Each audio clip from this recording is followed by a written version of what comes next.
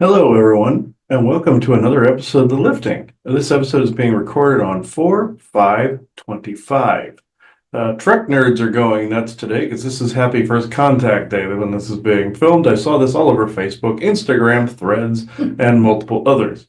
Essentially, you watch the movie First Contact, Star Trek First Contact, you'll get all the information you'll actually need for that. They made an actual Trek holiday out of this. It's their version of like Cinco de Mayo, Christmas, any of the other holidays. So before we get into any of this, I now open this circle to true benevolence with no conflicting agendas at this moment in time. So, Joanna. We are all one. And when one is harmed, all are harmed. When one is helped, all are helped. Therefore, in the name of who I am, and I am one with all there is, that only the highest good be done. We pray for you, your friends, your family, your loved ones, to let healing energies in. Let them love you, let them nourish you, and let them bring you to your highest good. We pray for benevolence now with no conflicting agenda to come in to support this conversation and or to participate in this conversation that we have today. And we ask for malevolent or mischievous type beings to be swept away at this moment so that we may have this conversation in peace. And as always, with great blessings that we've always sent your way, we say, so be it. And so be it. I'm entitling this episode Return to Williamsburg because of part one.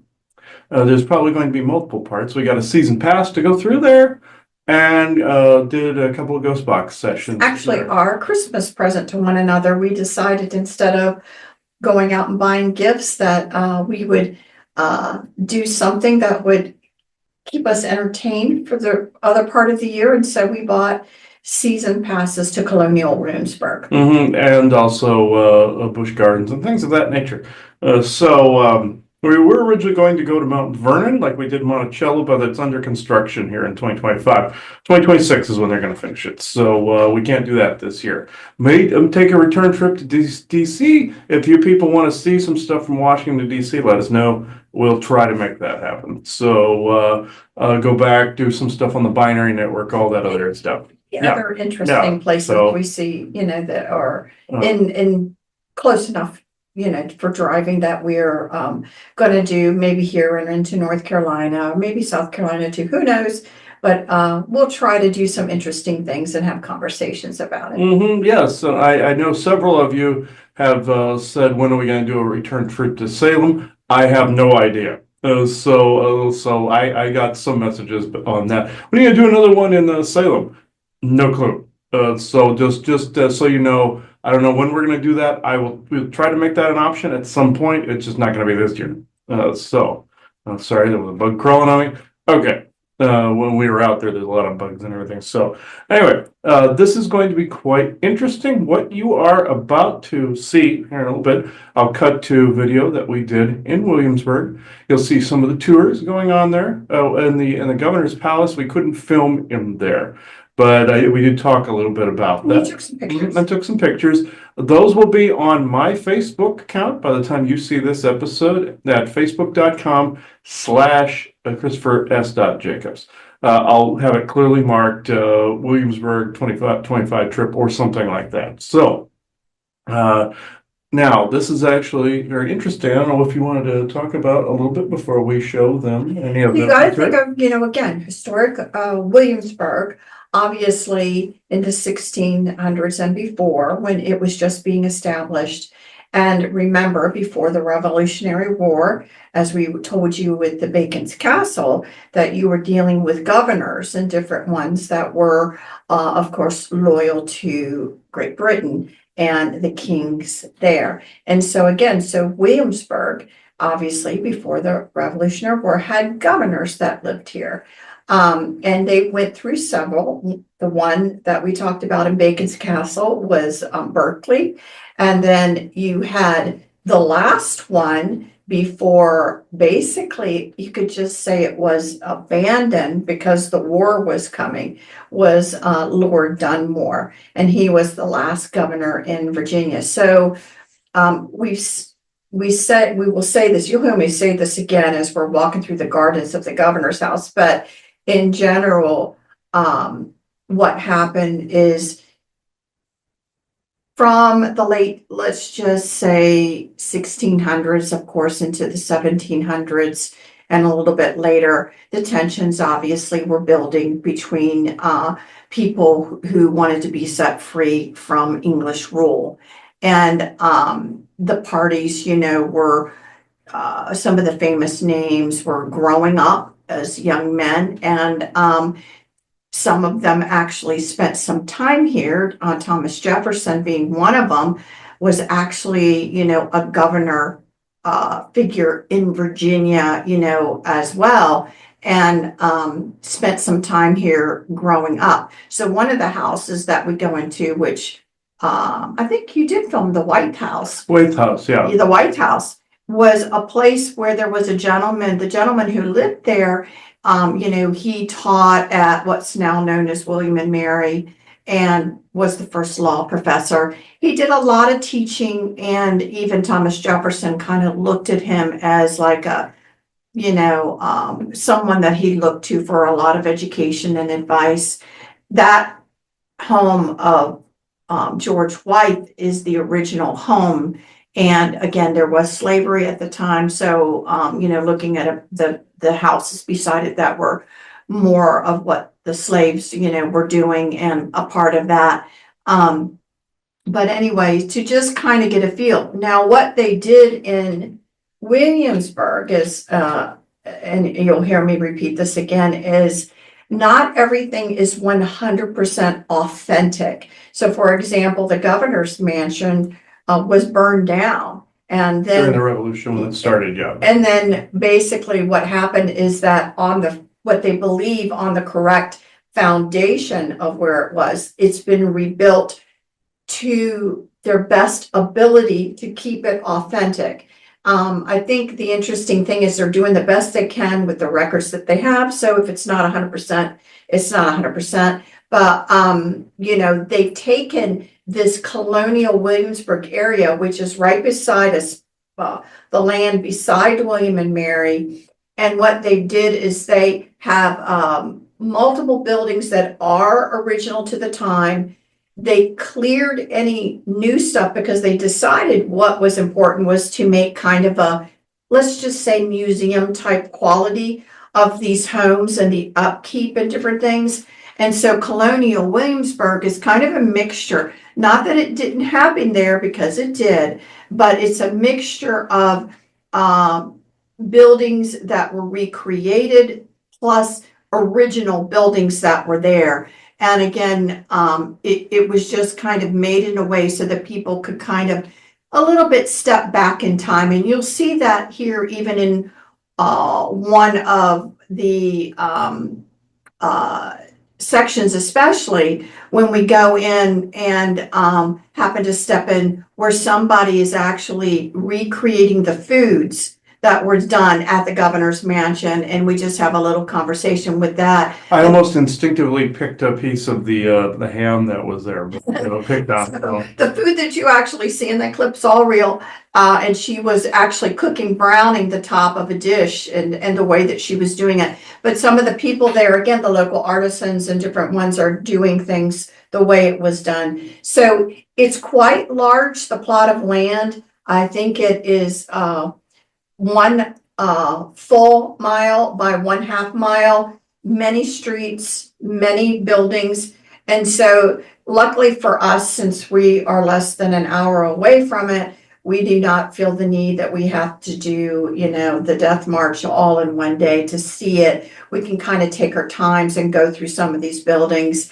And again, as we do that, share with you, some of the sights and sounds of what's going on there, because we figure some of you will maybe never make it to there, and we hope you can get a little bit of a feel for some of the structures and what was going on there, through us.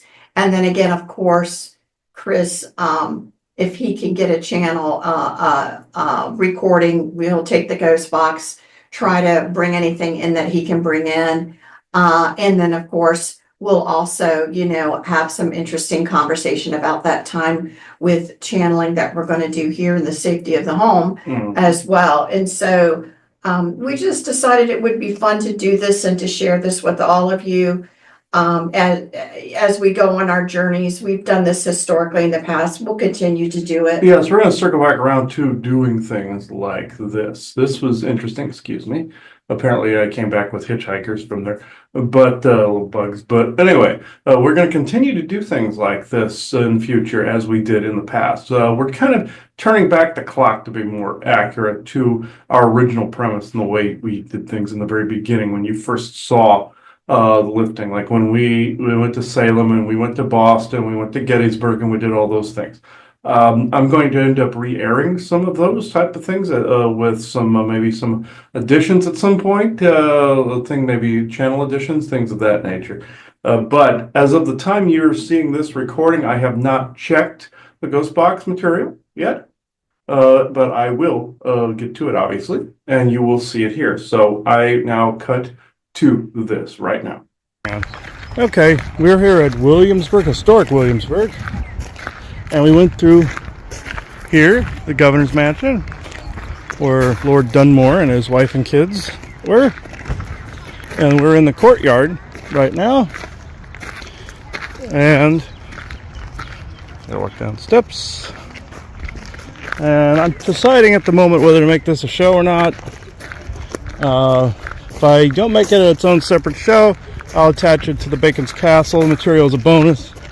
Any of the material from here. If not, obviously you'll see it as its own lifting episode.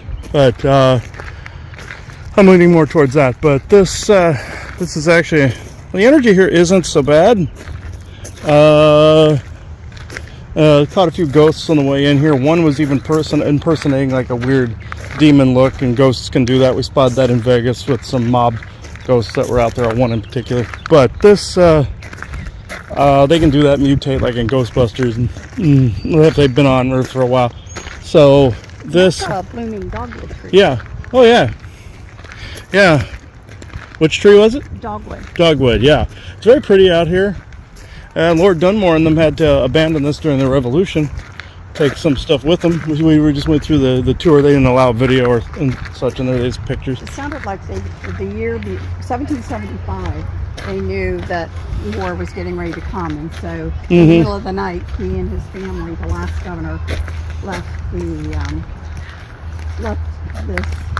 this house here. House. Yes, and yeah, they restored it pretty well. This whole town is a museum. But they do feel that they have the governor's palace exactly where it was. Yeah, they've recreated some things. Yeah, not all buildings here are the original. This was actually burnt down during the fighting. During the Revolution, and also, yeah, there was also buildings later on that were here. They ripped down anything past the 1700s and restored it. And what happened was the governor put all the powder and ammunition on a ship out in the bay, or out in the on the water, so to prevent fighting. But further up north, up in Lexington and Concord, obviously we all know what happened. The shot heard around the world, and that's the Revolution. So no one knows which side. I know that for a fact. No one knows exactly who struck first. It was obviously somebody, but it was a shot heard around the world. But this is Governor Dunmore's property. Last governor, yes. But and the only one he answered to was a George III, yeah. So yeah, or King George III. The one that famously wouldn't read the Declaration of Independence because he was eating his morning breakfast or drinking his tea or what have you. But yeah, interesting property. So you'll more than likely see a ghost box session from in here. So I'm going to stop this particular recording. So it is 2:30 p.m. Eastern Standard Time, Saturday, April 5th, 2025. Thank you. All right, here we are, Governor's Mansion. So we were trying to debate what questions would be good for the channel at the end of this We're Thinking episode of the lifting on its own. Flying on its own, might as well, for each historical site. But we'll go with this. I opened this ghost box. Circle within true benevolence. No conflicting agendas is of this moment in time. But pertinent question to anyone benevolent. Also, this includes Lord Dunmore and his family himself and themselves. Who do you believe, or who did you hear, fired the first shots at Lexington and Concord? And when did you know it was time to leave? What signs, other than what they said in the tour, the signs that the people were slightly disgruntled, what other signs were you thinking? So. S-Box. Scanning. SM.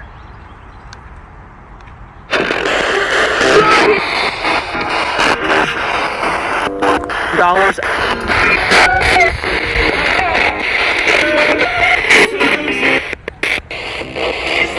Local.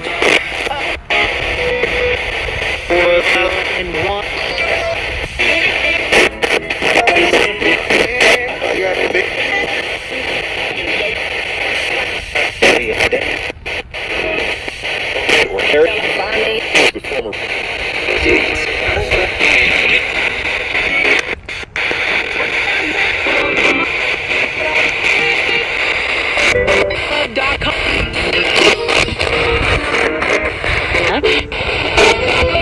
Cornerstone.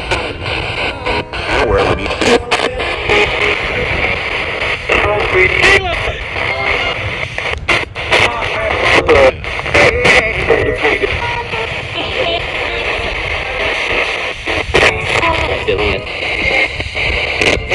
To the loading conditions and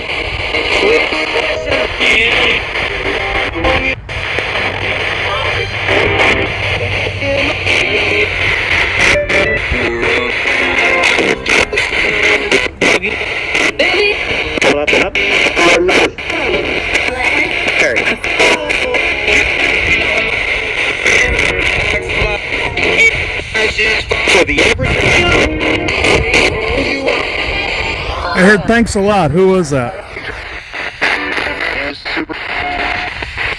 ladies, good people.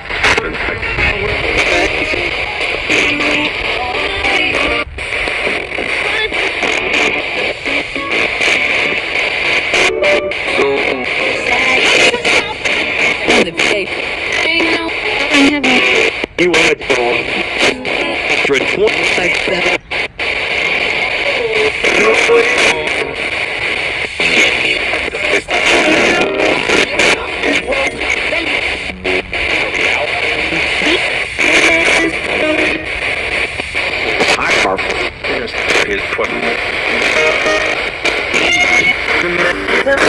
Any final words from our allies? And why is it so peaceful here from a revolution site? Colonial. Early topic number.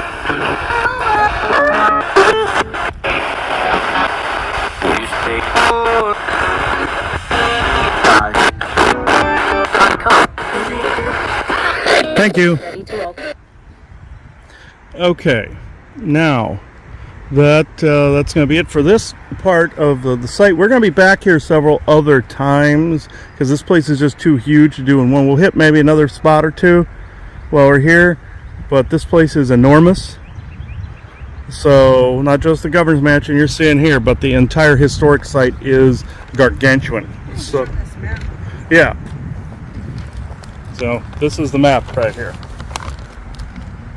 And where I can't let go, show them the governor's palace. I believe Up that top, is up top. Up top. Yeah, Yeah. right there is where we are there. Yeah. So you see how big that is, and this is where we parked. Like where? No, we're at the visitor Oh, we're at the center. visitor center. We up there. walked over. Yeah. Okay. So yeah. And right to this side of everything is the College of William and Mary. Okay. All right. So yeah, this is so far. This is what we've experienced. I heard a few things on here, but you know that I won't always hear everything that I can until I'm in edit. So also I do want to say, if you think I've missed something or misheard something, in your opinion, please let us know in the descriptor below, or in the comments below. Thank you. So I'm going to, I'm now closing this Ghost Box Circle within true benevolence and no conflicting agendas of this moment in time. So it is. I have to treat that like shows each video. So I also put in our Q&A as to why I do that. So it is 2:38 p.m. Eastern Standard Time, Saturday, April 5th, 2025. Thank you. Okay, we're down here in the cellar. I wish I could get the lights, flashlight to come on.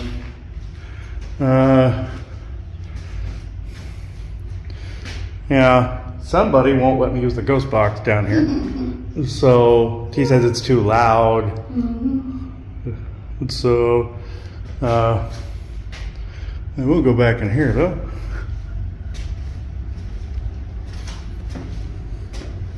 So if somebody benevolent wishes to leave an EVP on the phone mic, you can do so at the moment.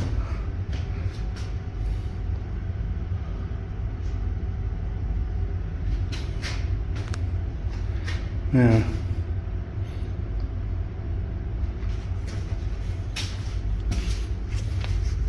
Oh, I see it.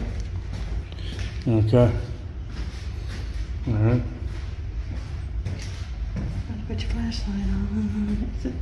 Oh, well, it's the whole place. For some reason, I'm not.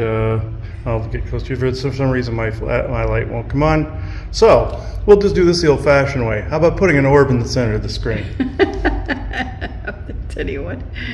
So get some good old orbs going here. Let's see if I can get the light to. I'll show you. You have to go to. Okay. They will let. Well, I think scroll down. There we go. Yeah. Never mind. There's my light. Okay. Now we can do the orb thing properly. There we go. There it goes. There it goes. Good enough. There we go. I saw that one. Okay.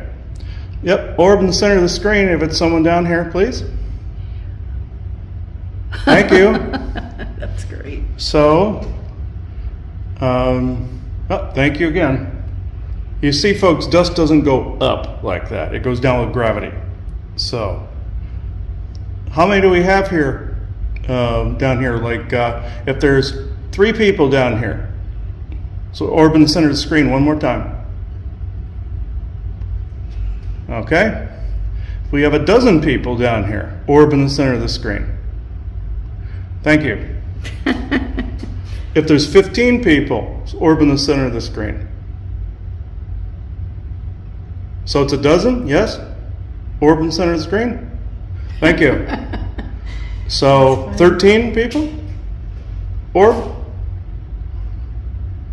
Okay, 12, I take it. Orb? Center of the screen? Thank you. So, are there how many men down here? 3? 4? Okay, 3 men? 4 men? No, that was a piece of dust. I saw that one. So, 4 men here, center of the screen, please. Orb center of the screen. Okay, 5 men down here. Orb center of the screen, please. I saw a faint one there, but repeat again. 5 men down here, orb center of the screen, please. Okay, 4 men, orb center of the screen. You said 3. I said 3, yes. No, originally 3. Yes, so, all right, so the rest are women, yes? Orb center of the screen? Thank you. So, one more time. Rest are women. Orb center of the screen, please. Big bright one, please, if you would. Oh, there was one that curled, but I want it to go upward, please. Upwardly orb in the center of the screen, please, if you would. I saw one pass in front that was faint. But it's interesting because again, is this related to all of the rebuilding of this historical site? Mm-hmm. Yeah. Go this way. Okay. One more time before I end this, please. How have you been here a long time? Or center the screen, please. Or do you know the passage of time? Or center the screen. Or is it the original time frame? Thank you. Do you feel it's like the original time frame in the orb center of the screen, please? Phone to sit down here. There's a lot of rooms down there too. Yeah. That really is a cellar. Okay. Thank you. Thank you. Thank you. Okay.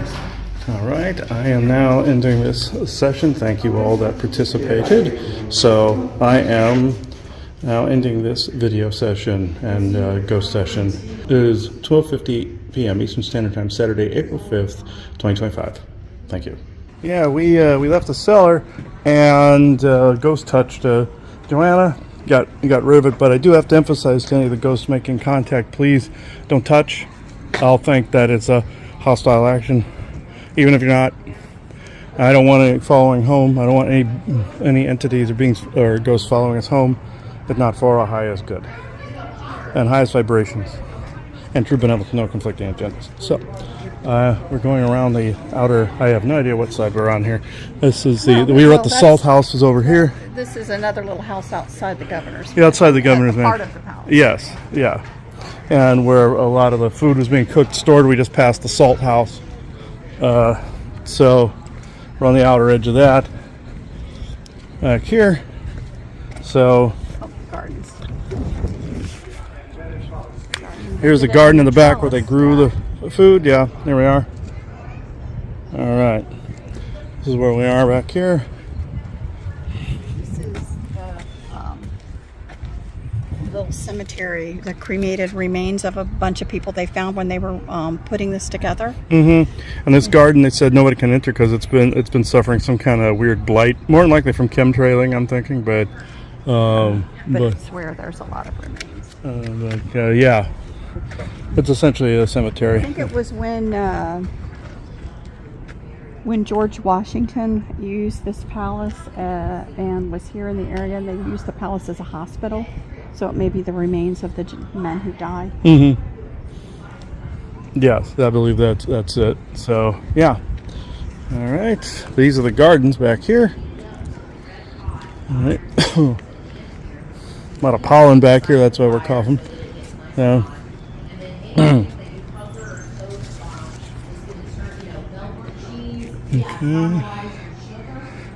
Okay, we'll just go in here while they're doing this. I'll be quiet now. Oh yeah. We're kind of nearing the end of our charcoal. It is, yeah. The recipe that I'm doing today is called eggs au gratin. So what I've done is I've taken a crust, basically, made out of breadcrumbs and onions and garlic and herbs and spice and what else did I put in there? Cheese, lots of cheese, again. And we bound it all together with some eggs so that it was nice and sticky.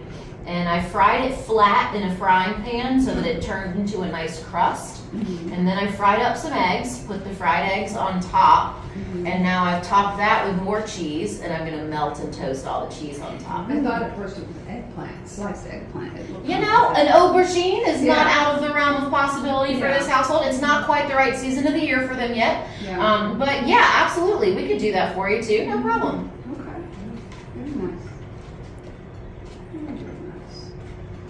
Looky there, da da da. Right, and it probably smells good in here because it probably smells like melting cheese, right? Yeah, it does. Good. Nice. Well, thank you for the tour. Of course, thank you for spending time with us. Yeah. And if you have just come in the room, you're also welcome to check things out. All the food on the table is real. It has all been made here by myself and my two colleagues. And every day we make 3 or 4 new, authentic 18th century recipes for you all to be able to come in and hang out with us and see what the kitchen would have done for the governor's household 250 years ago. We're showing you part of dinner. This is the first course. of your dinner meal, what you're seeing on our table today. Wow. Yeah, it's all about having lots of good stuff to pick from, right? Governor is all about choice, variety, hospitality. This household can afford to give you the kinds of things that no one else in Virginia will ever see. But that's because he's the governor and he can afford it, right? That's what you expect from someone who is in this position. Anything less, you're going to be severely disappointed. But don't you worry, we got you. What is this one? That one, what do you think it vaguely looks like, maybe? A pear. Yeah, good, great. It's not, but it's meant to make you think that's what it is. That recipe is called pigeon à pois, pigeon as a pear. So inside of the pear shape is actually a whole bird. It has been filled with stuffing. It has been wrapped in stuffing. It was molded into the shape of the pear. And then it was coated in breadcrumbs, baked in the oven. That is not a stem sticking out of the top, but a back leg. Oh my Lord. That's crazy, Luke, isn't it? Have you guys ever seen the modern version, like the Is It Cake videos? Yeah. This is the 18th century version of Is It Cake. It's called a deceit, something that's meant to trick your brain into thinking it's something other than what it actually is. Interesting. Pigeon cake. Yeah, pigeon stuffing cake. Yeah, exactly. Or pudding, one of the two. What else you got, you guys? Other curiosities? Yeah, Anything this else? one here. Yeah, those are called apples festooned. So the apple has been peeled and hollowed out, filled with a sugar syrup thick enough as to clog the apple, direct quote. And then you wrap it in pastry, cut little decorations out of that pastry, because you know this is the palace, things gotta be fancy. And then you put little pastry flowers on the top and bake them in the oven. Very fancy apple dumpling is basically what that is, yeah. So did they ever report in their writings what were their favorite meals? So we don't necessarily, for this property anyway, we don't necessarily have the documentation for exactly what the favorite food was, but what we do have are the market accounts for almost 2 full years. We know everything that was purchased for this kitchen, how much of it we bought, how much it cost, and who we bought it from. Baron Botetourt must have liked some oysters, because that man buys oysters over 62 times in 1 year, and he buys like a dozen or 2 of them at a time. So he must have liked some oysters. Beef is the #1 protein for this household. The English are big beef eaters, particularly roasted beef. And of course, things are also going to change seasonally. So even if the governor's favorite food is something like, mincemeat pie, you can only make pastry in certain weather if you do not have a happy climate-controlled environment. Right. And we're almost out of the season for pastry. It's starting to get too hot. So, he could want mincemeat pie all he wants because he loves it. There's only a certain time of the year that he's going to get it, which also means different recipes will dominate the table during different seasons of the year. And this one is a salted. Yes, that is the Virginia ham, absolutely. Salt cured and smoked pork. That's also one of our hams. We butcher them, we salt them, we smoke them, all right here in the courtyard. So that's one of ours. That's cool. And these. Desserting items down there, little light palate cleansing sweets. So your third course for dinner is what's in the small glasses and the small dishes. The tallest of the 2 glasses is a fig jam. The shorter of the 2 is a version of a wet sweet meat, as they say. It is candied orange peel, but it's served in the sugar syrup it's cooked in, so it stays kind of gummy. You've also got the hard version of that, the dry sweet meat, the candied orange peel directly in front of it. On the right-hand side there is candied almonds, and in the back center dish is candied ginger. Oh, okay. And And then there is a pear's Portuguese, a pear cooked in red wine with sugar and spice there at the center of the table. did the people that work here, did they live in this building as well and sleep here? The enslaved ones. Yeah, that's what I thought. Yeah, you're right. Yeah, up above there. Up above? Okay. If there is a second floor, and if there's not a second floor, down here. Right. you will find both, hey you guys, welcome back. You will find both paid professional English servants and enslaved men and women working on this property, depending on who the governor is. There's both. And sometimes at the same time, there's both. If there are paid professional servants on the property, the servants' hall is the long building where the tour starts. So they have their dining hall and their sleeping quarters over there. And then the urban enslaved folk absolutely typically tend to share the same spaces that they work in. And then do you utilize what you grow? Yeah. As much as you can. And they always made a trellis type of. Yeah, it's always terraced. to be Terraced, fair. yeah, terraced. Yeah. Yeah, For trellis this is the other property, thing, yeah. Yeah, that's cool. It's a great way of utilizing a natural landscape. Most of the hilly, mountainous places of Europe are terraced as well.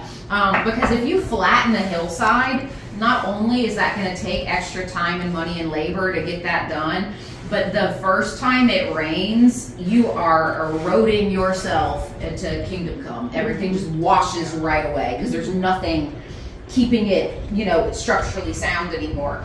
So being able to terrace it preserves the natural landscape, helps prevent erosion, helps with a little bit of irrigation, water flow, and also saves the extra effort of having to flatten the hillside instead of just working with what the land is giving you naturally.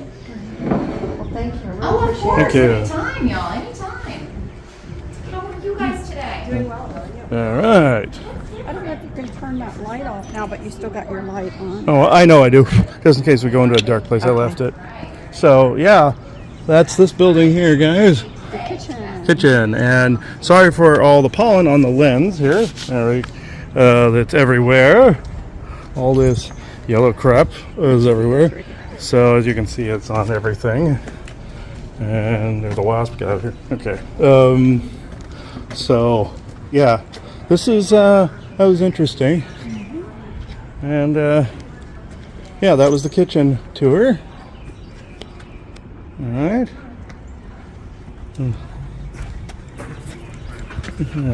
Now, okay, I think we'll go on to the next thing. So I will end this recording here. So it is 3:04 p.m. Oh, I'm closing this session as of this moment in time. It is 3:04 p.m. Eastern Standard Time, Saturday, April 5th, 2025. Thank you.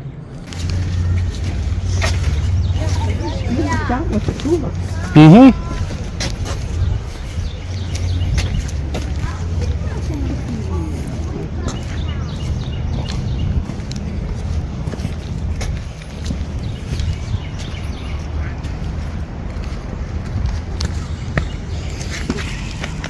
I've been to the George Wythe property before. Yeah. All right, well, you certainly have a jewel to see. The house itself is one of our 89 original buildings. It was completed somewhere around 1755. Okay. So yeah, pretty close to 270 now. At about that time, a gentleman will move in who will become one of our foremost respected citizens, important in his day, George Wythe. He taught law to Thomas Jefferson in the house, in that back chamber there. Jefferson considered him a mentor, much like a second father. A few years later, Jefferson's governor of the state, the second governor of this Commonwealth, he revamps the curriculum at William and Mary, and to no surprise, appoints Wythe to be the first professor of law. It's the first one in the country, actually. And there, one of his students would go on to great prominence a few years later in the Supreme Court. That was John Marshall. Wythe later serves as a respected judge in the Chancery Courts, which necessitates his move to Richmond. So in the field of law, he's almost unsurpassed in the regard in which he was held and the influence that he had. He's one of our founding fathers. Up in the study, we have a copy of the Declaration of Independence. You can find his signature there. Yeah, so he is one of those 56 signers. He's also a member of the Constitutional Convention that got up in Philadelphia 11 years later to, as it turned out, write our Constitution. And Wythe is a scholar throughout his life, an educator. He loves to learn and study. You'll find all kinds of scientific gadgets. Imagine him in there teaching some Latin or Greek or some astronomy difficulty. So it's really very, very interested man and interesting man too. Quite a brilliant mind, and never seemed to want to stop learning and giving that knowledge to others. And making this a notable household was his wife, Elizabeth. There were 12 to 15 enslaved people, so she's running this household domestically. each and every day. Even traveling to Philadelphia at that time must have been quite a bone jarring experience, I would say. And George Washington planned the siege of Yorktown from here. The front room, the parlor.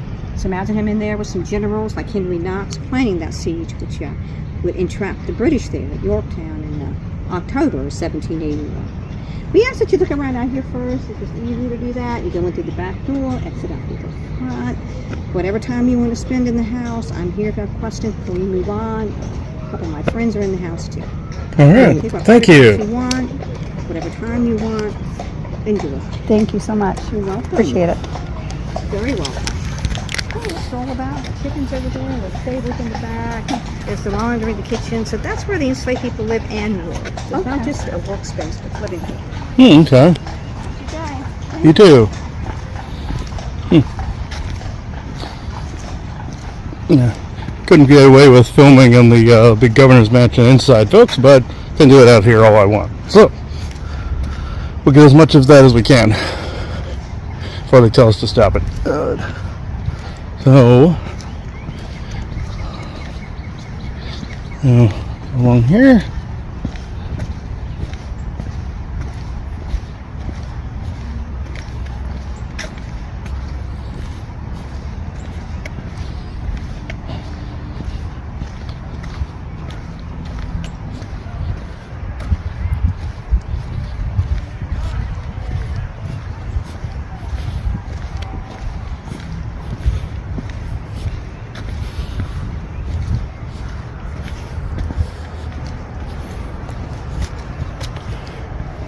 Yeah, they can go through here too.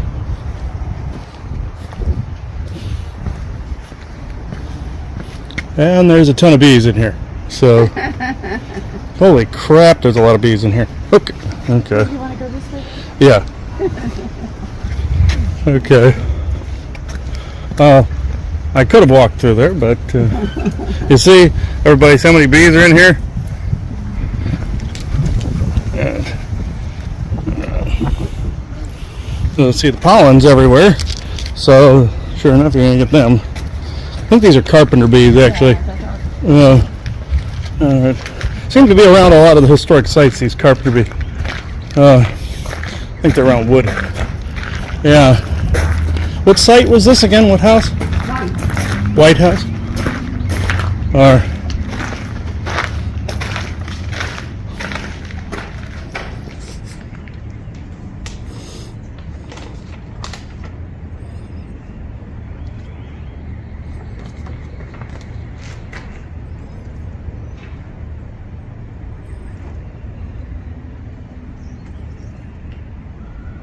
Yeah, George White. George White House, okay.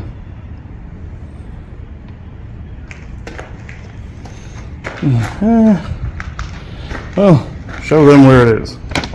On this map, we are right here on the same palace green that leads to the governor's house. His house is right here.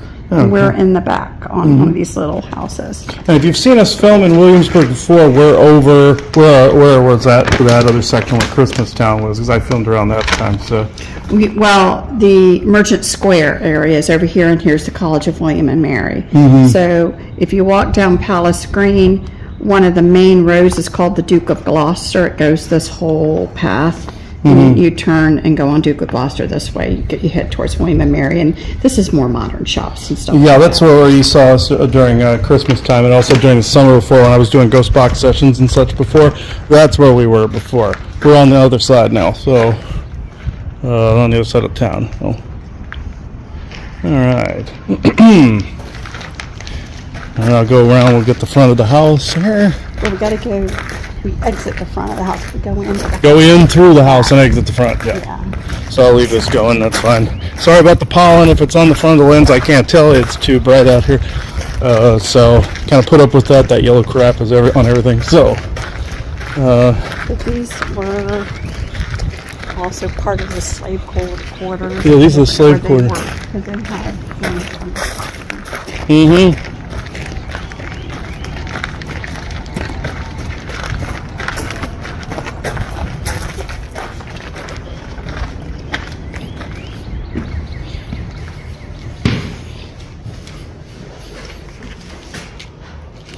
Mm.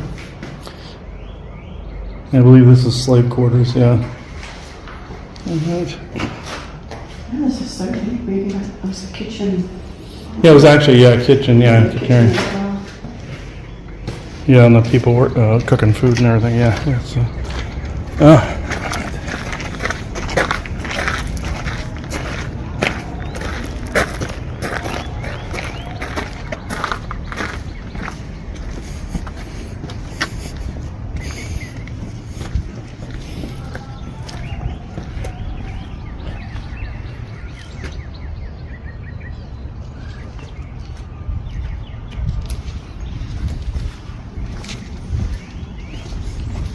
And this house, hopefully they heard her saying was original at the time. Yeah. Hopefully you can hear the person on there. There's a lot of birds and wind out here, so.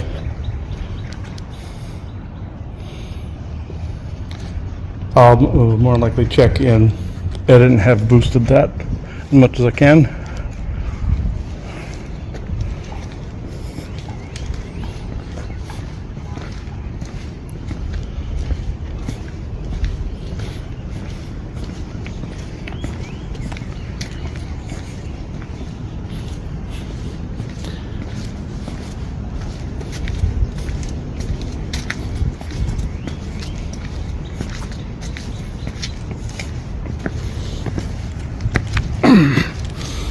Oh, those are steep stairs. God.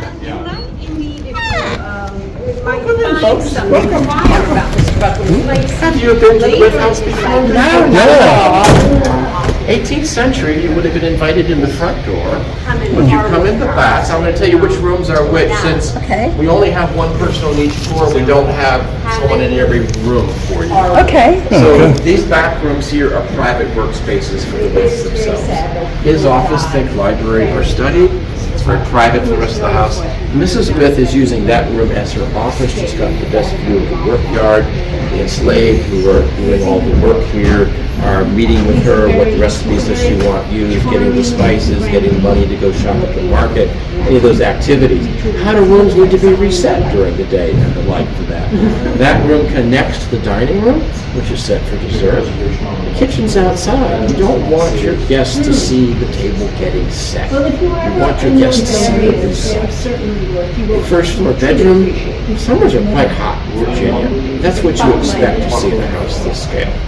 Front of the house, as this passage also, are your entertaining spaces. So the parlor is on the right, the dining room is on the left.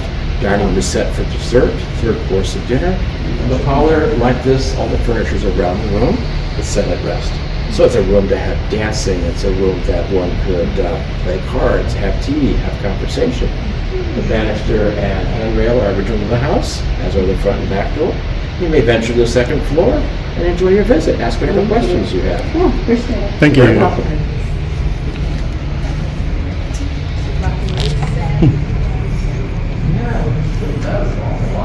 Yeah, I'm just gonna leave this on until they tell me to stop.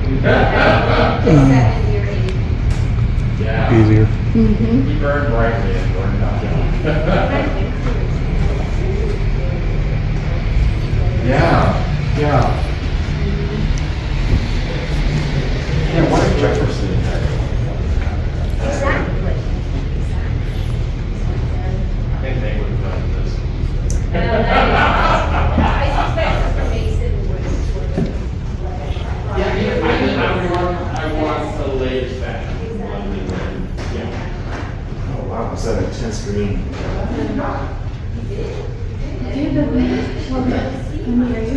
Yeah, let's just see upstairs and go back.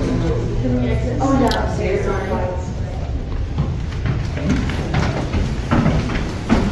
I know I'm too short for this. That's okay. I'm just here to see if you have questions or not seeing. Outside.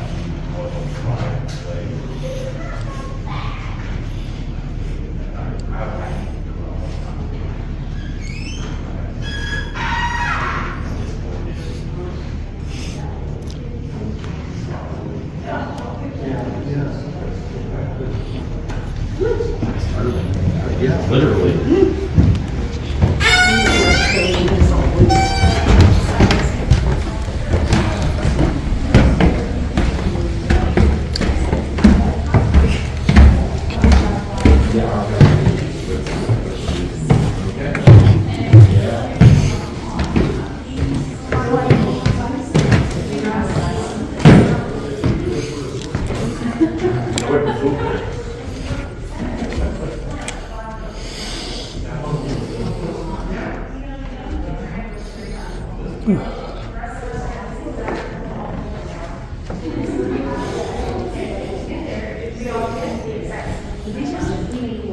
What? Oh.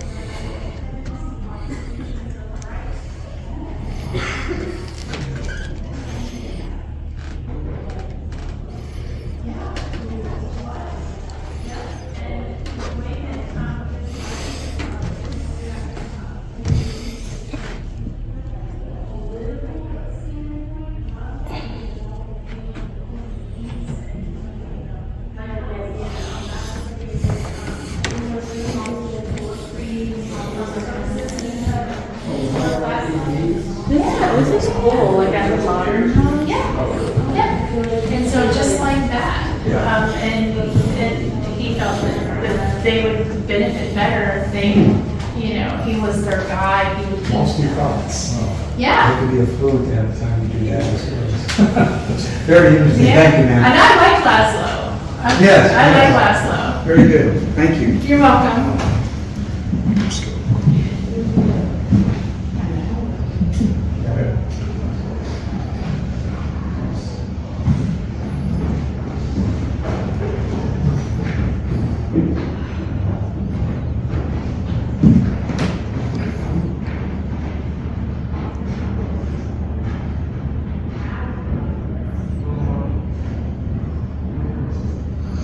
There's his name, George White. And he was actually the last to sign the Declaration of Independence. Oh, He was was the he? first. Hmm.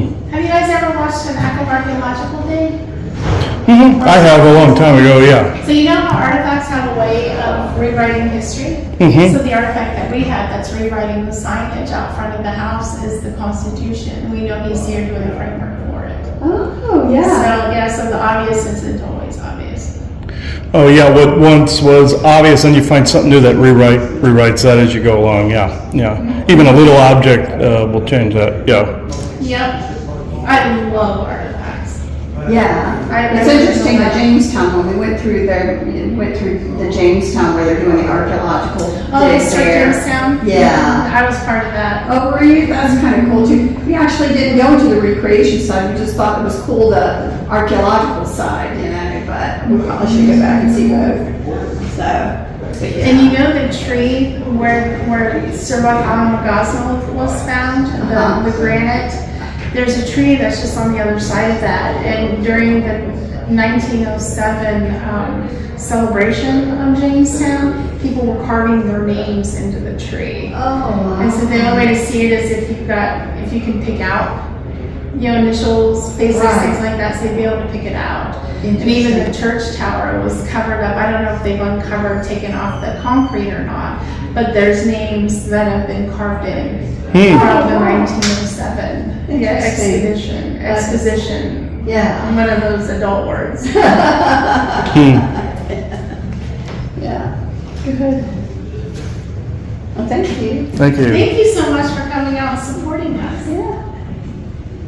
And if you guys want to nerd out some more, if you Google Rockefeller Library, Colonial Williamsburg, it's our library, it's all digitized. Okay. Yeah, so if you have ancestors from Virginia, bring up that website, the Rockefeller Library, and then do your Google hot search, and then you never know what you're going to come across. Huh, interesting. Yeah, and so you have that, and of course if you do Ancestry, you have your Ancestry, and then you have the National Archives, and then you have the Library of Congress. So that makes a beautiful, foundation for primary sources.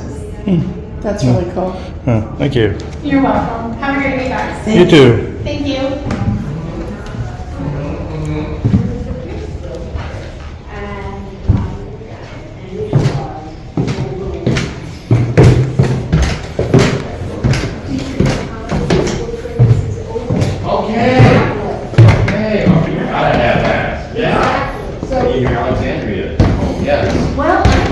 Wherever. In the living room. Okay. But I looked hard upon it and I studied it. And I, Enjoy your day, folks. Thank you. so there Yeah. was the history of it. Oop, I didn't mean to slam it. All right, and these stairs are really bad. All right. Okay, that was the White House. Here's the George Wythe house right here. All right. I know I'm filming this direction here, but let's see. Okay. You can go ahead and read this. Actually, I'll just go ahead since it's short. This mid-18th century building was the home of George Wythe, tutor and friend of Jefferson Wythe. Wythe was the first professor at law at American College and first Virginian signer of the Declaration of Independence. Washington used the house as his headquarters in 1781, Before the siege of Yorktown, 5 major outbuildings and garden plan reflect a plantation layout. The furnishings are in the manner of a well-to-do 18th century Virginia household. George Wythe House is endowed through the generosity of Janet M. and Alan B. Coleman, 2013. So, okay, this is where I'll end this one. So, it is 3:29 p.m. Eastern Standard Time, Saturday, April 5th, 2025. Thank you.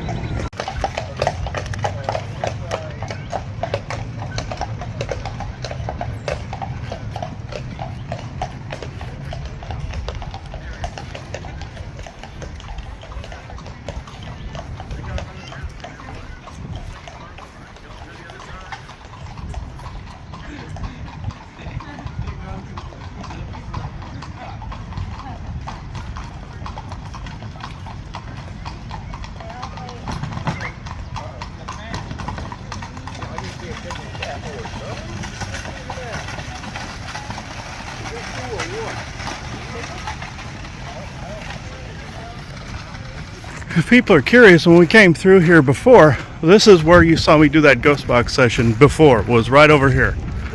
Bruton Parish, right here.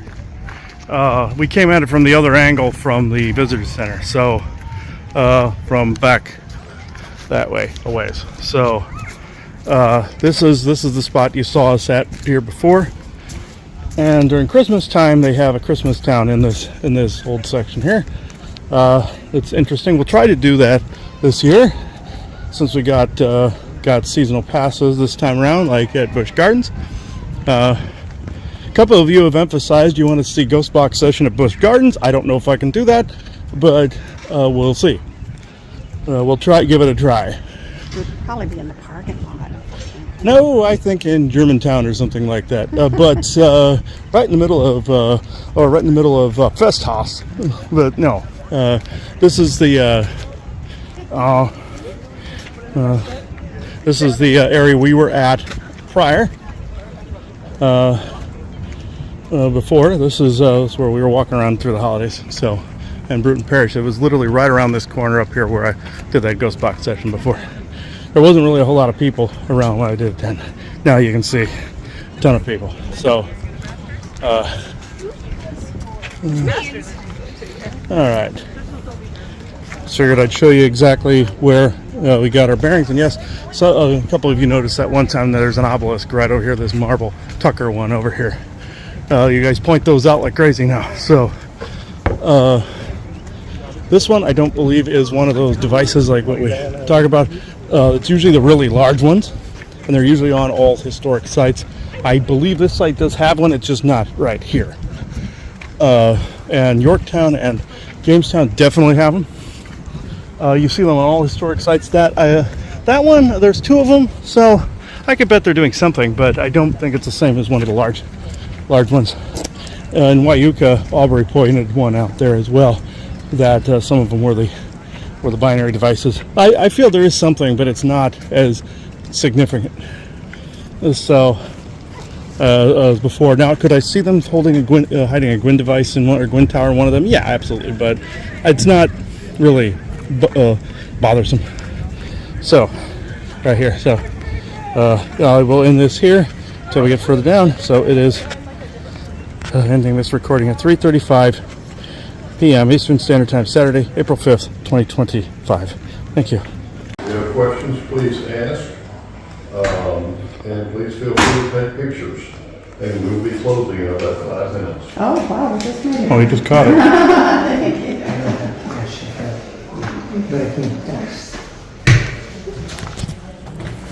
There is a concert tonight at 8 o'clock.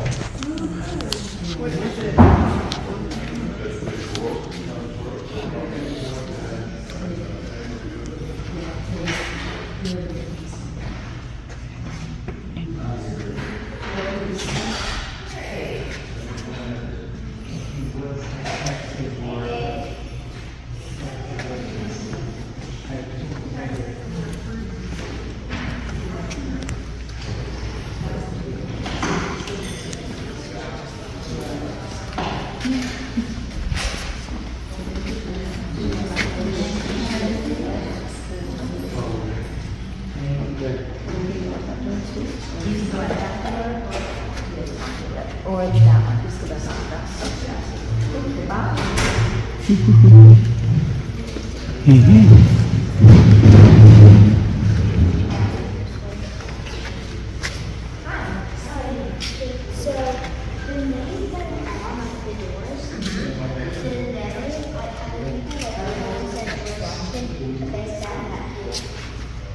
Not necessarily, because the names were put on the board in the 20th century to tell us who was here in the 18th century.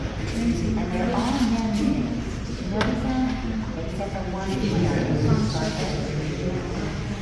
And you know her. You know what it means to put a female name on the right.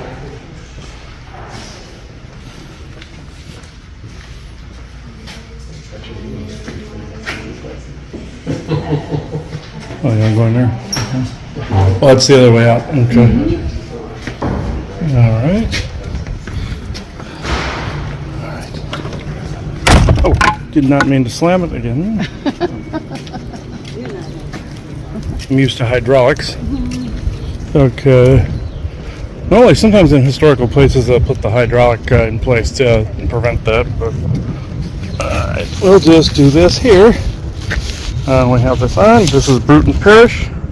This is where I was the last time we did a Ghost Box session in Williamsburg. I was actually right on this spot. And the last time we were here, I didn't pose any specific questions, and I got a bunch of goofballery happening on the recording last time, including one malevolent lady and Isaac and Elena Vesta chastising this person and everybody behind, behind a reporter on the news, going making faces and everything, the equivalent to that. So now, how can I pose a question here? Let's see.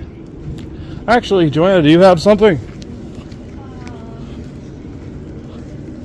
I guess just any remarks, about the times hundreds of years ago, anything of interest. Okay. All right. True benevolence with no conflicting agendas of this moment in time.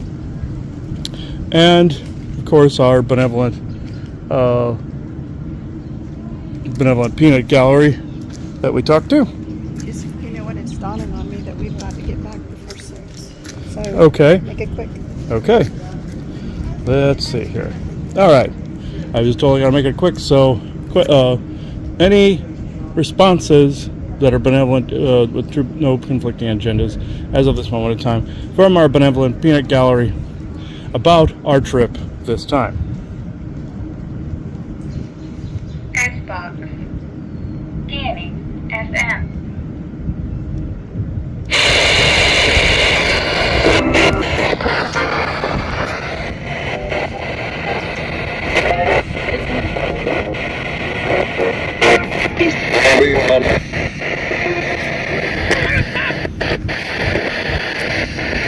I heard just stop. Who was that?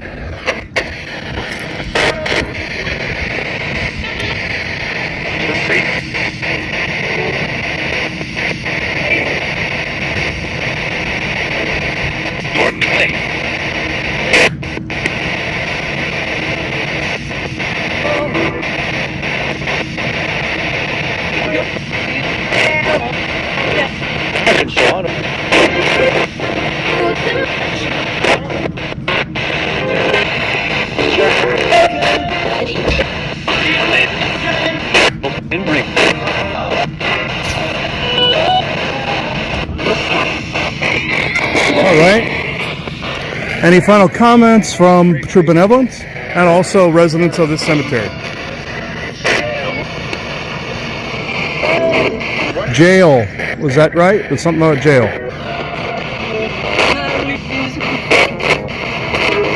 President Trump, very good.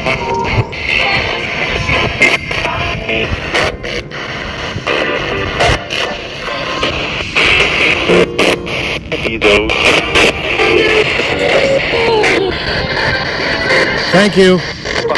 Thank you. I have to go now. So I have to go now. So I now close this Ghost Box Circle.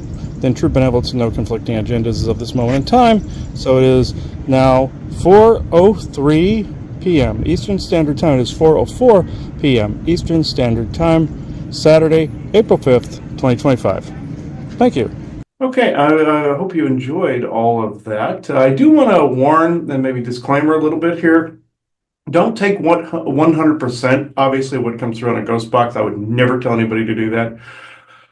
Some other people are starting to use these devices. Please be safe and not stupid with these. Do not use them in your home. Or in your backyard. Or in your backyard. Do not do any of these things. Somebody might go, he said not in the house, but do in the yard. No, not anywhere on your property, ever.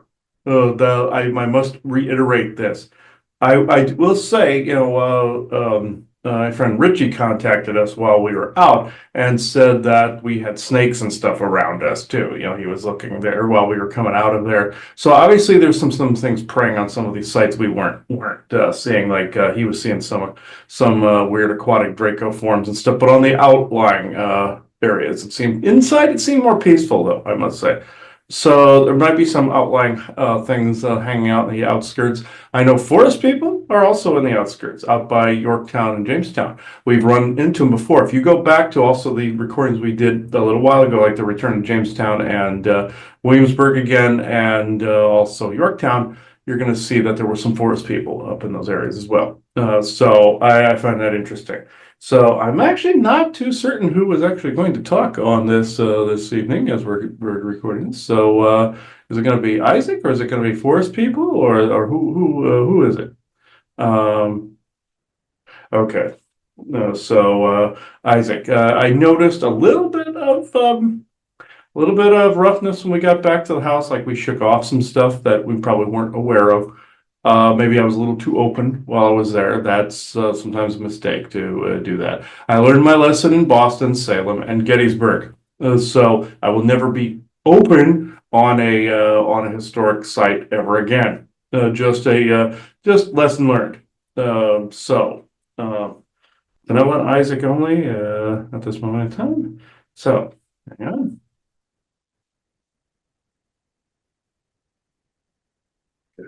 Ruben Isaac.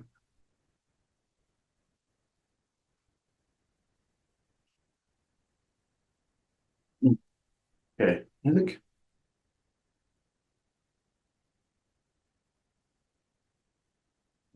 Hang on. Isaac, can you get rid of the interference, please? A little bit here.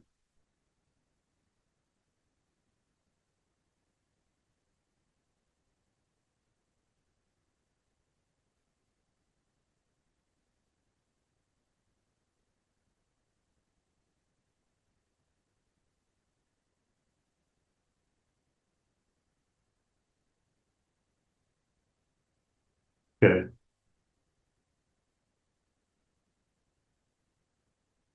Well, good evening, everyone. This is Isaac, but I must say the trip there to Williamsburg, yes, there is a bit of a stir up, let's just say, of activity as a result of that place, like you encountered at Bacon's Castle, but not in the same area as before. Before, it hit the stomach. This time, it just kind of hit the auric field. There were plentiful more ghosts than you saw there. And in that recording you did with the orbs, yes, there were direct responses that way. That's actually a brilliant substitute for a ghost box. I would not recommend either one for more than a couple of minutes, though. This is why at Spirit Lake, the forest people only did that for a little amount of time, and then their tolerance for it was done at that point. So, I would recommend to anyone doing that kind of work there, only do it for a few minutes and only do a couple of ghost box sessions there if you have to. Now, there were a couple of beings there, I must say, and I know he has not looked through this. The previous time that Elaine Vessa and I buffered that were quite ornery. There were a few Nordics there that were giving him a hard time on the recording, and we had to buffer them. Those same groups were around in that area. Excuse just a second.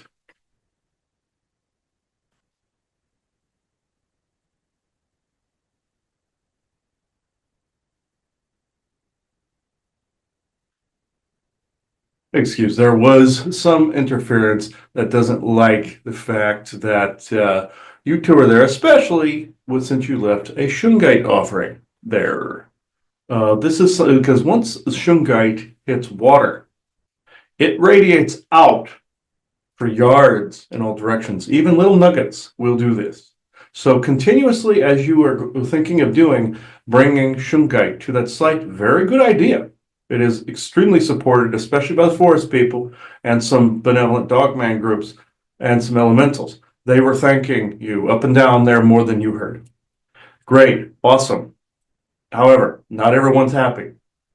This is what we're buffering right now. Not everyone's happy. There are some aquatic draconians that like to harass historical sites every now and again. They're douchebags, just saying. Now, with this, I will just go into questions because there's a bit of interference. We'll just do that then. Yeah, so why? What are they like? What is their fancy, the aquatic draco and the ones that are causing the interference that didn't like the shungite? What's their stick? Their shtick is just causing problems. They have actually nesting sites in different parts of the East Coast. They're mainly West Coasters because they come from the Dragon's Triangle, but some of them were ones that caused problems even in Salem. So that and the one that was actually more prevalent than them that had a bigger shtick up their butt were military. So, and little V2Kers that were out there. Not saying the historic site's bad or anything. It's just that sometimes these dickheads will stalk these sites and put things in the head. The snakes are their own issue. These other type of snakes are just plain douchebags. So this is their shtick is essentially they like to hang out in historical sites. They like to monitor via a binary obelisk type network. You know the rest of that. So they essentially, where would you be if you wanted to monitor people coming and going? You'd be in a historical area, you'd be in malls, you'd be in businesses, you'd be a watchman on streets, things of that nature. Now, the forest people are prevalent in those areas as well. They actually frequented in that area before in the modern era. Or this modern day, they frequented through that area. In the puritanical period, they were mistaken for like demons. Of course, you know the puritanical shtick. They caused Salem to be the way they were. You can blame some Draco for that. You can blame magical forces, all this other stuff, causing fighting, the usual. Then you can blame just good old-fashioned stupidity at times as well, and paranoia, and fear caused by religious indoctrination. But with this, the forest people loved these forest areas around colonial sites. They watched the people like crazy. They tried to communicate, but they knew the belief systems were not there, even close to being there yet, especially if you encounter beings that can switch the colors of their eyes and are covered in hair. This would not have gone well with any sort of puritanical or colonial period people. Now, during the times of the Revolution, they got the hell out of the way. They went inland a little bit. They knew this area was going to light up like the 4th of July, no pun intended. So they got the hell out of there.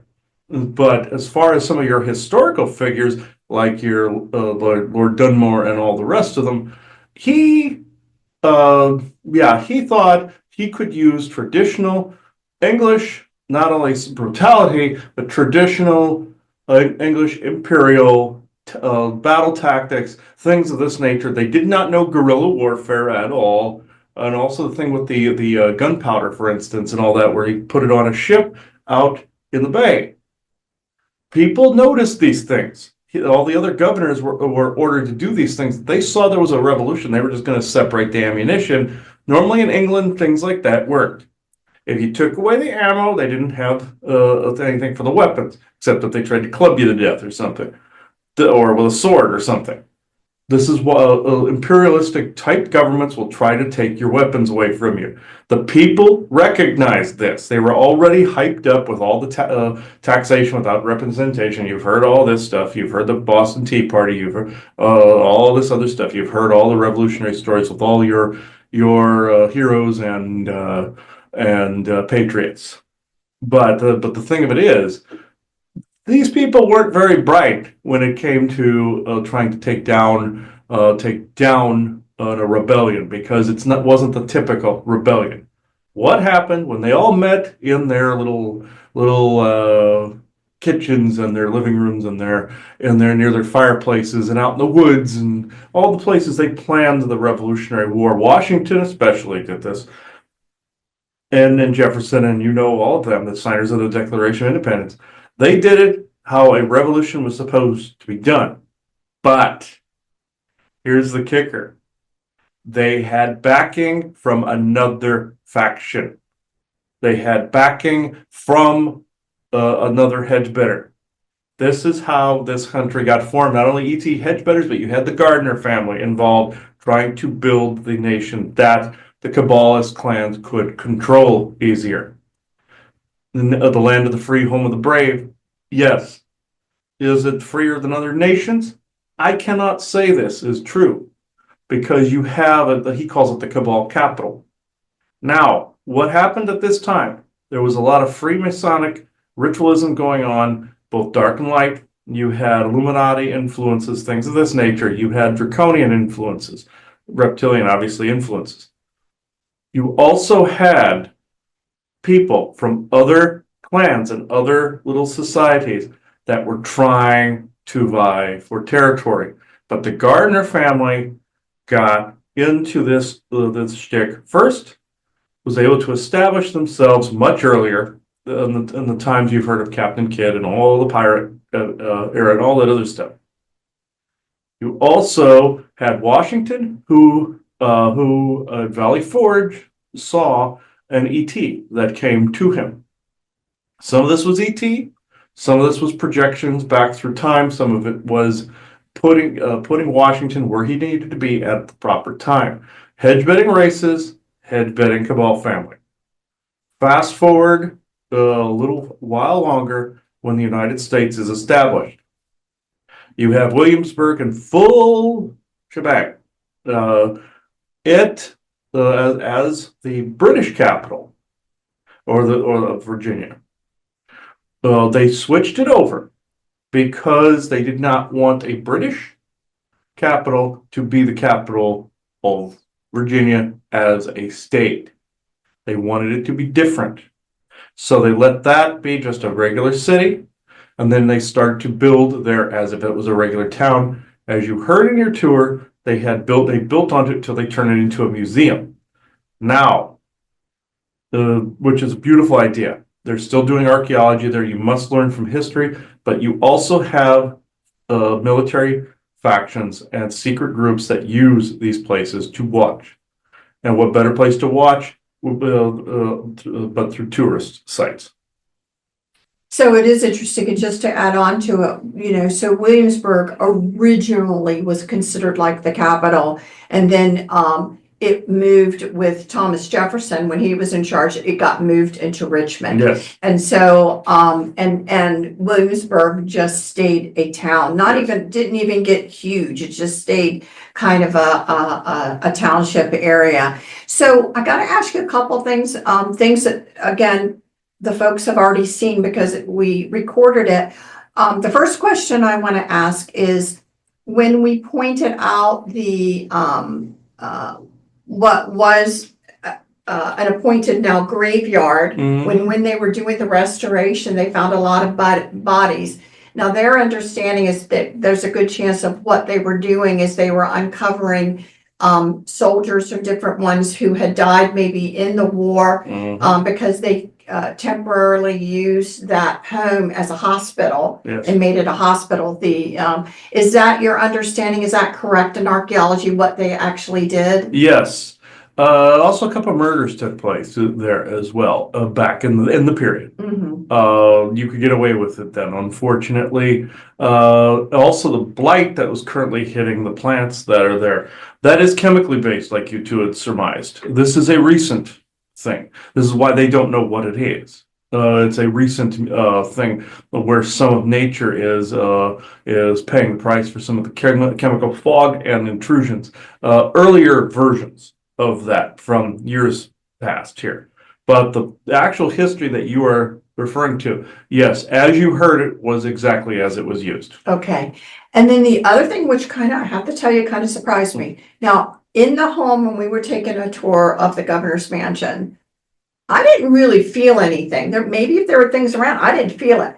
What surprised me was underneath the home in the basement kind of area. And again, they haven't, but at least we didn't know how to turn on the lights down there. I'm assuming they don't have them, or they have them, but we don't know how to turn them on. Yeah. And so we were using our phones, and it was so dark, you didn't know if it was just a door and a cabinet, and then you get up close and it's a hallway with other doors coming off.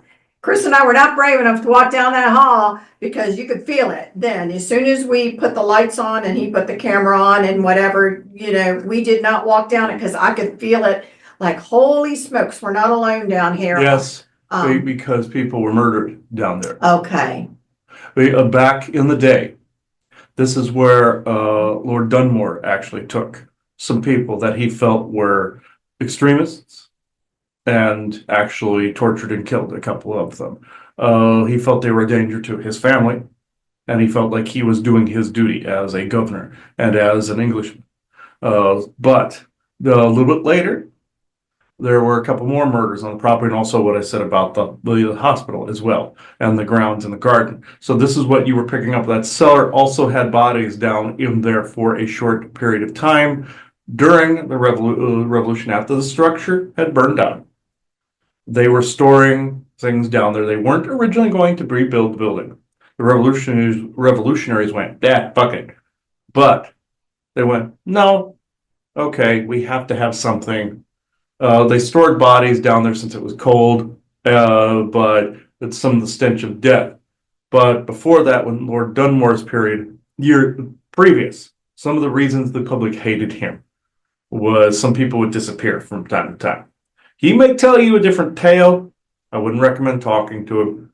Now, his wife was cool, but that's yeah. another thing of the story. So, our tour guide made a point to say that she seemed to be actually quite popular amongst the people, or there's a lot of celebrations towards Lord Dunmore's wife and things like that. So I'm curious again, is that a true tale or is that a spun tale? A bit of a spun one, even though he hated gatherings. There was a bit of a spun one to kind of build more of a, I do not mean to be insulting by women currently, but to spin more of a feminist spin to it. Even though she did have parties, he didn't particularly care for them. But did she go to other people and try to calm things? Yes. Just like if someone's husband was spun up about something, the wife would probably go around going, "Man, he doesn't do this all the time." That kind of thing. And then other people go, "God, he's a dick," that sort of thing. And he was, I will say, because I know elements of him out there can hear me. But when the revolution hit, the revolutionaries did not care who was in that house. Right. They did not care. They wanted it burned to the ground. They saw an aristocracy. They did not want it anymore. Just like with the whole Anne Boleyn situation in France. Mm-hmm. It's the same way. They did not care that she the way she was around the royal family. They didn't really care. The French Revolution was the French Revolution. They burned everything in their path. And that was Marie Antoinette. Antoinette, and also yes, his brain is actually thinking also King Henry VIII as well. In that time, it was the same thing. They hated him the same. They wished he was dead. The same thing with Lord Dunmore. So these are all interconnected because some of the same souls, like Anne Boleyn's, also go over to King Henry VIII, you go over to earlier kings in British history. All these souls recycled over in the colonial period. This is why these names are being brought up. They were all there. He even knows someone now who's the incarnation of King Henry VIII currently. There's also the oversoul of Lord Dunmore was listening a little bit ago, but he's currently incarnated. So a lot of these historical figures you've heard of are currently incarnated. Dunmore's wife is incarnated. A lot of these cases, you will find that they have come back in to bring resolve to maybe some things they did then, either or that, or to continue these things. So all these souls of these people that I mentioned were all there at the revolution. The reason being the Marie Antoinette, all of them, because they were involved in conflicts where there were tyrants. They started to be around tyrants over here. Those souls came in to try to buttress or to buffer some of these, so history didn't repeat itself. History started to repeat itself again and again and again, and history rolls on and repeats itself. Those who do not know their past are condemned to repeat it. All of these things are indeed connected. Now, in the times that the house was burned down, everything was in shambles for a while. When people started to get their independence in areas Lexington and Concord, the shot heard round the world. Curious to know who started it? It was actually the American side that started it. It was actually somebody that it was told to hold and wait for them, the British, to do it first, just so that they could continue. The British were being told the same thing. Hold a moment. Because their commanders knew this would be all-out war. The Americans fired, then they fired, then it began. That's how it happened. It was literally a young person that literally was actually had a bit of an itchy trigger finger. But the British also had itchy trigger fingers as well. Both sides were very brutal to one another, especially at the start. They beat the shit out of each other. They did not, they got winded for a little bit and then they went back for it. But then the Americans learned guerrilla warfare. And also, as I've said, they had some backing they did not know they actually had at the time.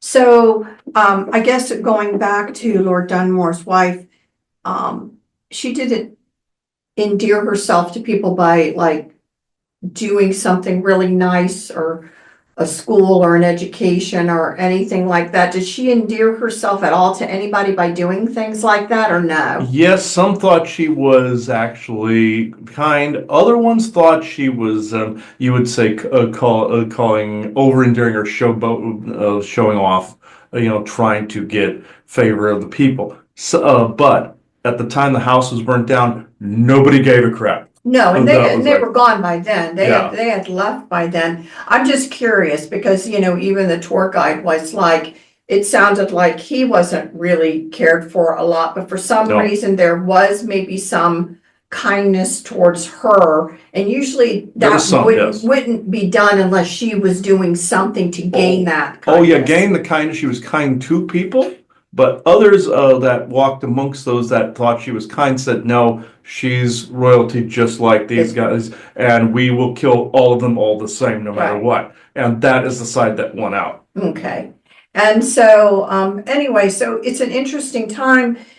Same as, going through the White House, as we said, where I guess Thomas Jefferson himself had spent time literally a softball's throw away from the governor's mansion, is right in the same street, where he did a lot of his learning, it sounded like, and George Wythe was influential in Thomas Jefferson's life, it sounded like. So that was really interesting too. Now, I didn't feel anything on that property. No, nothing bad really happened there. It's just the area itself. This is what also drew in some of the draconian forces. And also there were some ghouls you were detecting there as well. Those things are, like you said, like bats or like scavengers of some kind, or like a pack of wolves. They'll just go into where death energy is. They've nearly used up all of that there because it happened so long ago. Eventually Gettysburg will get used up to it. Eventually some of these older battlefields will. Now, if people stop glorifying it and look into the actual history and bring out some of these things, eventually technology will come to pass, and this does exist out in the galaxy, where you literally can view the frequency of a temporal moment and view the history that actually exists on Earth with your chronovisor. It's a frequency thing where you can look at this. Eventually, this will be made useful on Earth. So where you can actually see what happened in your actual history. You will find that there are also some glamour magic locks in place. Historically, this is why remote viewers cannot seem to get certain past events right. Timelines, like glamour magic, like Houdini would say. Sometimes timeline shifts and sometimes it's glamour magic. You'll find that your sonic dampening is making it so some people can't get certain history right. If you get the history really going, like you guys with your galactic history, this is why you're getting hit sometimes. Because you're hitting actual things from the solar system, pre all of that garbage. You're getting it. Now with this, if people really focus, if you really focus on looking through time, look at certain years, look at what happened in those timeline clusters, you will begin to see and feel and experience exactly what took place. This is what you do. Basically, ward off any and all. Declare that any and all glamour magic is warded off, and that you view the timeline concurrent to the one you happen to be sitting in the cluster that you happen to be sitting within. I guarantee you are going to see some truth there. And it's not how the left views it. It's not all how the right views it. It is actually somewhere in the middle of that. This is what I will caution against. Do not go into it with a bias. Whether you're leftist, rightist, I know some see hero, some see villain, or a mix in between. It's actually the mix in between. So that's interesting. And again, I think obviously we've had to ourselves have to let some beings go and relook at things Yes. a little bit more critically. But I think very critically, look at your history very critically, but do not discard history. Right. And then again, I think it's important, as you said, about, warding off the glamour magics, to just have an unbiased look at just what was and or currently what is. And so, that will help everyone with the situation. I am curious about your opinion when we went in and they were cooking at the governor's mansion where they would be doing that. Were they pretty accurate to what was really being done? Oh, absolutely. That's nice. That's absolutely 100% on that. There are a couple of dishes that some people may have come up with, concoctions people came up with personally for certain moments in time, like you would, on the spot if you had a spice missing, or like you see on those food shows where something, they didn't have enough ingredients for something, so they came up and innovated something else on the moment, and it became something like chicken wings or something like that. You'll find that some people did things, and in those eras it didn't really stick because there really wasn't marketing at that time. So there really wasn't, unless you were in a place like London that you could actually possibly pull off something like that. There really wasn't advertising in that way, unless you were advertising like your Hudson Bay Company or East India Company or anything like that, the bigger like cargo type of companies, things of that nature, fishing, all of this other stuff. And you didn't really have marketing in that day. So there were some things that were lost to history because if they were more in your modern era, you'd have a bunch of different snack foods right now, more so than you do right now. Some things were born of that area that stuck, very few though. But the classic dishes that you saw 100%, that's why it stuck, because it was consistent. It didn't divert, that's why it stayed. Okay. And, I have to tell you guys that I was on, being reminded that after the capital moved to Richmond and Williamsburg stayed more like a small town kind of atmosphere. I feel that's what it feels like when you walk around there. I actually don't, feel, Lord knows, like when we were more up north and some of those, spooky, I just use the word spooky energies and different things that were going on. This actually is way more calm here. It's a lot more calm. You kind of do feel laid back a little bit. So it's a good place to be able to explore. I would say if you're energetically sensitive, because it really does have a calming effect in it. Yes, like Monticello, except in the slave areas. Anywhere you had slavery or servitude, you're going to get fluctuation, obviously. Right. But yes, it is calming because it is being cleansed. And excuse, there is one bit of an interloper here.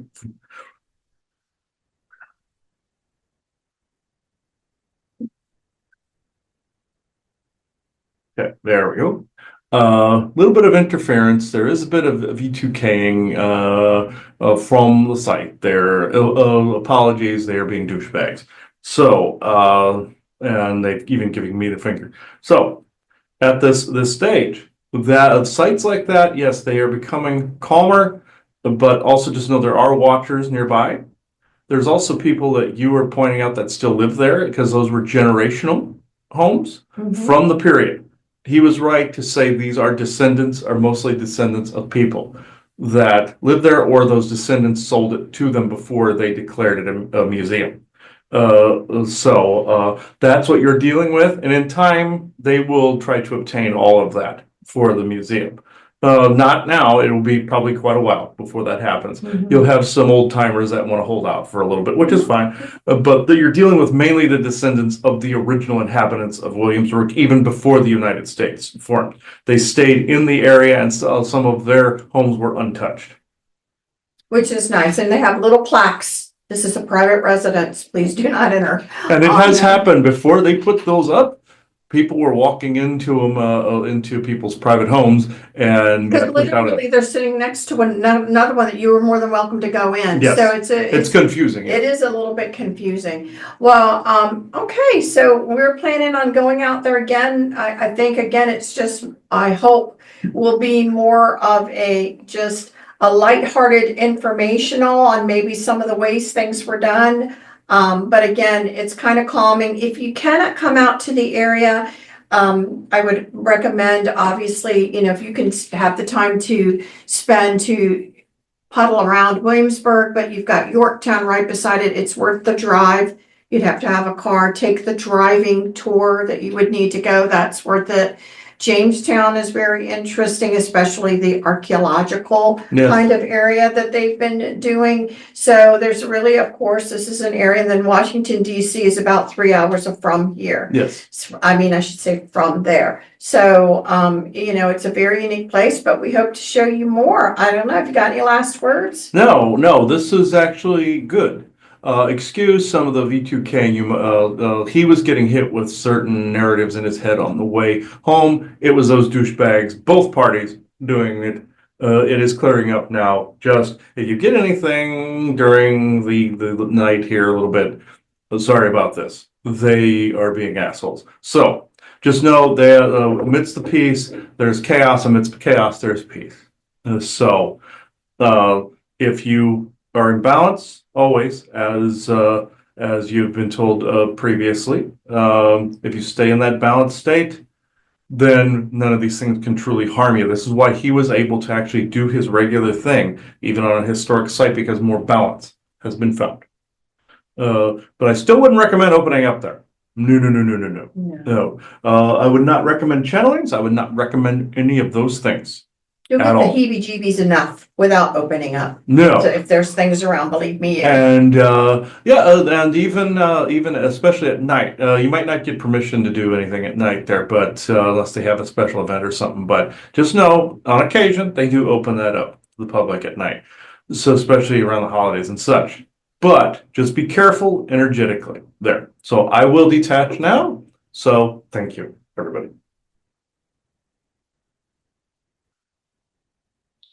And he's right. There's a bit of interference here that's really annoying. And you probably notice I'm wearing this hat again. I wore this out to Williamsburg.